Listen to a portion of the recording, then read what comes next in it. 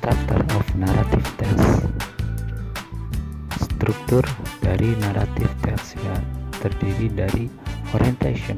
It is about the opening paragraph where the character of the story are introduced. Orientation itu adalah pembukaan paragraf di mana pengenalan karakter, cerita di awal paragraf, tempat juga. Nah, terus kedua, complication, the problem in the story development. Jadi terjadinya masalah di paragraf ini. Jadi ada masalah dalam cerita, yaitu karakter.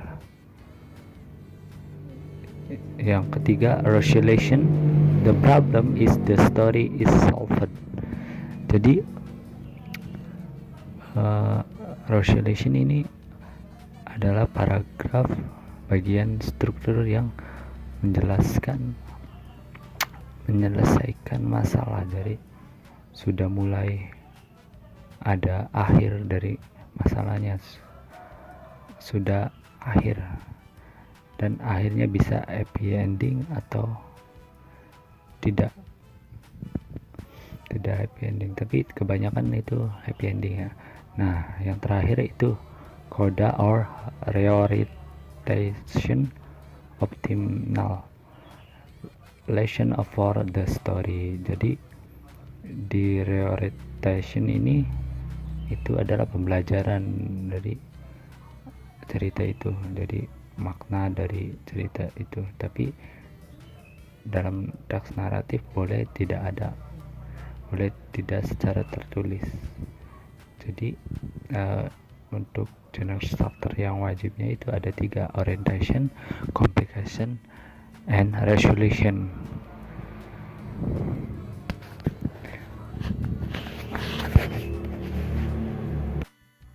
Oke, generic structure in Sangkuriang teks yes, yaitu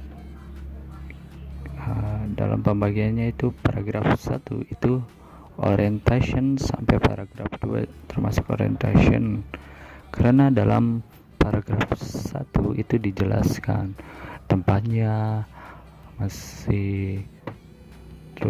tempatnya kan di Indonesia Jawa Barat ya. Terus diperkenalkan Dayang Sumbi, hobinya adalah seorang ratu juga. Nah, kemudian di paragraf kedua itu masih orientation. Nah, terdiri dari isinya itu menjelaskan si Tumang, karakter Tumang itu siapa, itu kan seekor anjing ternyata. Terus dijelaskan juga di sini Sangkuriang yaitu anaknya Dayang Sumbi. Nah, jadi di paragraf 1 dan 2 itu termasuk orientation. Terus di paragraf 3 itu adalah memulai permasalahannya. Jadi paragraf 3 itu complication sudah masuknya, bukan orientation lagi, yaitu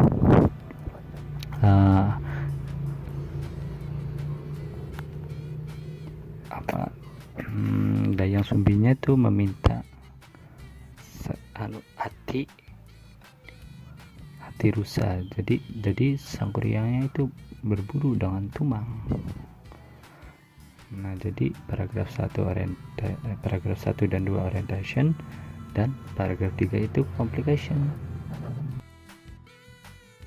Oke, next paragraph 4, 5, and 6. Jadi dalam paragraf 4 ini masih termasuk complication, dan ini adalah tengah-tengah permasalahannya. Jadi benar-benar jadi masalahnya. Nah, kisahnya itu jadi penjelasannya dalam paragraf 4 ini kan setelah diusir dari desa oleh ibunya karena membunuh Tumang ya di paragraf 3 itu, kemudian tidak bertahun-tahun tidak kembali, terus Sakuryang tumbuh menjadi orang yang kuat dan kembali ke desa dan menemui seorang wanita muda cantik dan dia jatuh cinta. Pandangan pertama itu adalah Dayang Sumbi, yaitu ibunya sendiri. Dia tidak bertambah tua karena dia telah diberi awet muda oleh para dewa. Jadi Dayang Sumbi ini semacam kayak bidadari, putri. Sakuryang tidak tahu bahwa dia adalah ibunya, jadi dia mendatanginya dan melamar. Saat kemudian paragraf 5, saat berjalan mendekati, Dayang Sumbi menjadi sangat terkejut. Dia melihat bekas luka di dahi Sakuryang dan segera tahu bahwa dia adalah putranya. Kemudian telah meninggalkan sejak lama. Dia mengatakan yang sebenarnya dan berusaha keras untuk menjelaskan kepada tapi dia tidak mempercayainya. Dia ingin menghancurkan hatinya, jadi dia menerima lamarannya tetapi memberi hal yang mustahil dilakukan. Dia ingin membangun danau dan perahu hanya dalam satu malam. Nah, kan itu mustahil. Tapi jadi itu paragraf 4 and 5 itu masih complication, jadi permasalahan itu dari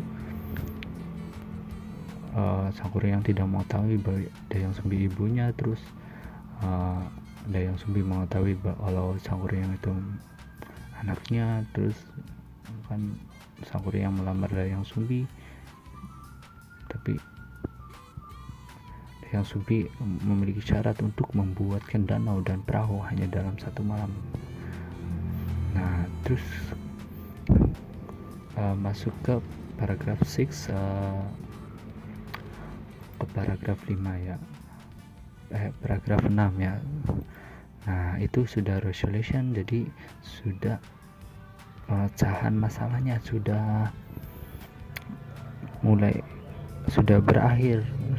berakhir dari ini. Sakuryang membuat, terus kan Dayang Sumbinya panik dan membuat kayak kobaran api supaya terlihat pagi gitu kan. Sakuryang dibantu oleh jin-jin, terus itu Sakuryang melihat jin-jin itu melihat kalau waktu sudah pagi dan ayam sudah bersuara. Jadi para jin yang membantu Sakuryang itu kabur karena ketakutan waktu sudah pagi, karena Sakuryang tahu itu adalah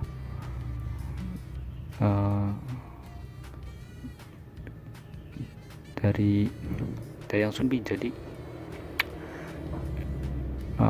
Sakuryang marah dan menendang perahu itu. Kemudian perahu itu terbalik dan perahu itu menjadi gunung yang disebut seorang tangkuban perahu. Jadi paragraf 6 ini terakhir ini resolution itu